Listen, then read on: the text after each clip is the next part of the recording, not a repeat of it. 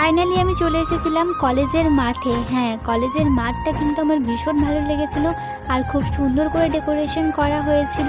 আর কলেজের মাঠে আসার জন্য আমি অনেকক্ষণ থেকেই চেষ্টা করছিলাম, বাট ক্লাস করছিলাম সেজন্য আসতে পারছিলাম না।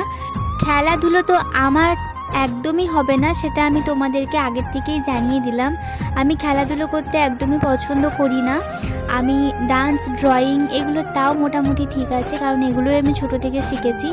জানি না, আমার খেলাধুলো করতে একদমই পছন্দ নয়, মানে খেলাধুলো ব্যাপারটাই আমার ভালো লাগে না। চলো আগে বলে দিই যে এটা হলো আমার অনেক আগের ফ্রেন্ড, মানে আমি যখন ক্লাস 11-12-এ পড়তাম তখন থেকে ওর সাথে আমার পরিচয়। আমি কেমিস্ট্রি, ফিজিক্স ওর সাথে টিউশন পড়তাম, তো কলেজেও দেখো একসাথে আমাদের দেখা হয়ে গেছে। আর ও আর আমি দুজনে মিলে করে মাঠে বসেছিলাম। খেলতে পারি না, বাট খেলা দেখতে কিন্তু আমার ভীষণ ভালো লাগে। তোমরা কারা কারা খেলা দেখতে খুব পছন্দ করো বা খেলতে পছন্দ করো?